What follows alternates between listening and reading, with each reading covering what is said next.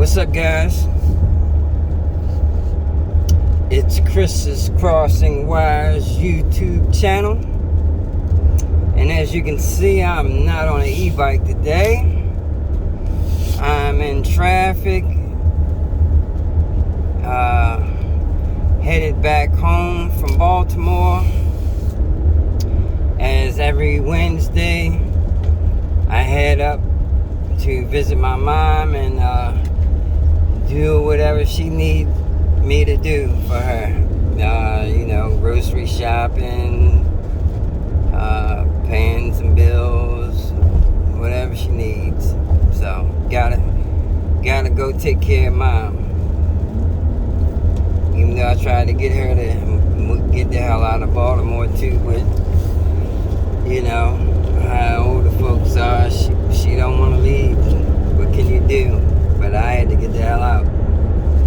Anyway, I figured we could have a discussion, even though I'm not on an e-bike, about e-bikes.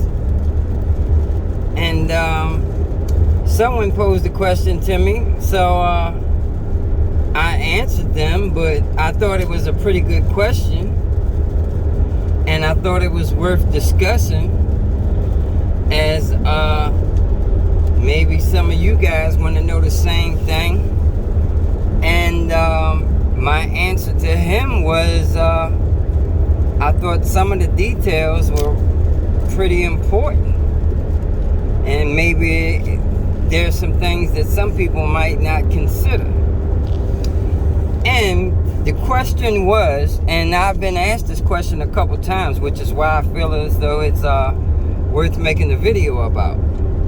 Someone asked me, why did I choose a hub motor over a mid-drive? And this is my answer. First of all, the hub motor that I chose is a direct drive, not a gear-driven hub motor, that uses planetary gears. The difference being is, planetary gears are great for torque. They give you a lot of torque with low voltage, low current.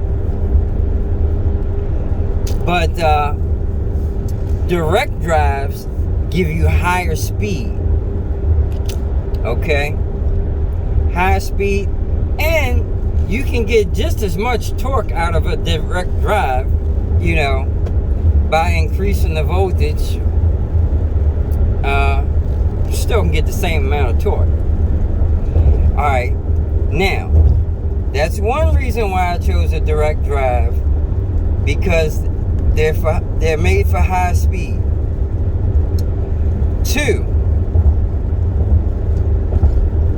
mid-drives aren't as reliable because you have a transmission, that being your chain. So mid-drives aren't as reliable as hub motors, especially direct drives. Direct drives are so simple because it's basically nothing but a stator and the magnetic outer hub. That's it. Those are only two moving parts: stator and the magnetic hub. Now they have what do they call them? In drivers and out drivers, whereas though the hub is spinning around the axle,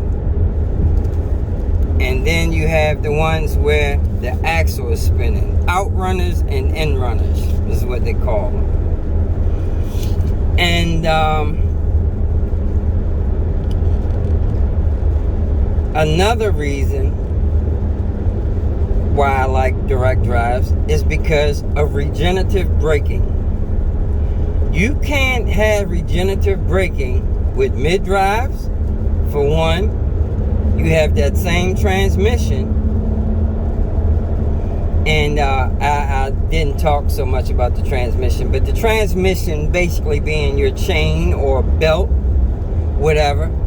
So those are mechanical parts that can fail.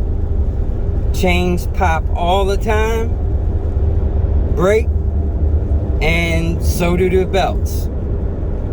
So mid-drives can leave you stranded.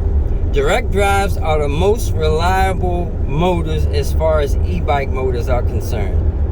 The planetary gear-driven motors, they're not as reliable either, because guys who have beefed up their systems, run more higher voltage and more current, those nylon planetary gears break all the time. In fact, I broke nylon gear. Before I went to my direct drive, I had a planetary geared hub, because that's what came on my Zugo. And I attempted to run 72 volts through that, and it worked for a little while. And I mean, the torque, it had so much torque. However, it snapped those little nylon gears. Now, can you put steel gears in them planetary motors? Yes, you can. So that will stop, the breaking of the nylon gears. But then there's the other two factors. It's not for high speed, and you can't have regenerative braking with a planetary gear hub motor either. So the only one that you can have regenerative braking with is a direct drive. And until you've actually experienced and used regenerative braking, you don't know how good it is. Now, a lot of companies play down regenerative braking. They try to make it seem as though, what little kickback you get as far as power sending back into your battery, they say it's not worth it because it's so small. And that's debatable. I feel like any power you can get back is a good thing and going to extend your range. So depending on if you live in a hilly area or a flat area, that's going to make a difference in how much power you get back as far as regenerative braking. But that's not the only positive you get from regen. There are other positives, as saving your brake pads, because regenerative braking helps so much in stopping your e-bike. In fact, with the right controller, you can even stop your e-bike all the way down to a 0 stop. Some controllers don't allow you that much regen. They will slow you down until like the last maybe 5 miles per hour. So then you need your mechanical brakes to stop you the rest of the way. But depending on the type of controller you got, whereas though you can configure it, you can basically use regen as your braking system, period, just about. Now, do you want to just have regen by itself? No, you don't. You always want to have mechanical braking along with regen. But, we all know that e-bikes, even before they're modified, just the normal e-bike speed, those little brake pads that they come with, they don't last long at all, man. And then if you're talking about boosting the power of your bike up, whereas though your bike is faster than it should be, that just wears your brakes down even faster. So, being able to have regenerative braking is awesome. The benefits you get in that alone is why I would run a direct drive all day, every day. Now, are there other benefits from mid-drives? Yeah, mid-drives, they're good for torque and yada, yada, yada. Now, I would have a mid-drive along with a direct drive, but would I have a mid-drive alone, standalone? Nah, never. I would never totally depend on a mid-drive all by itself, because like I said, chain pops, you're done, you're stranded. Belt break, you're done, you're stranded. However, if you have a mid-drive and a direct drive, then you're good to go. You have backup, so that always helps. And like I said, you can run both at the same time if you need a little extra power, yada yada yada, or you can switch between the two. But standalone direct drive, yes, that's all you need. And like I said, direct drives are very, very reliable. The only way you can destroy a direct drive is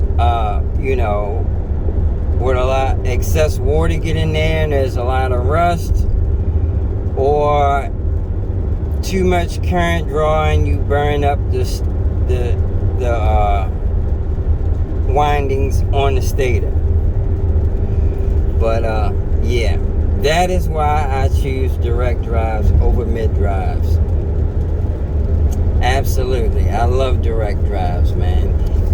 And the third this might be the fourth benefit of a direct drive over a mid drive and their planetary gear, as direct drives are so quiet. Have you ever listened to like the Onyxes and other bikes that use direct drives? Man, they are quiet, man. They are very stealthy. I don't like all that. You listen to a Suron? Some guys like that. Me, myself, I hate it. It sounds like a chewed up leaf blower to me. If you're gonna be making that much noise, you might as well stick with a gas bike. That's just my opinion. But yeah. So man, that direct drive, man, that thing is so quiet, man. You get a little hum, but mostly the only thing you can hear from direct drives is your tires. And if you got knobby tires or tires with a lot of traction, you hear the hum and the whirl of the tires. That's about it. That's all you hear.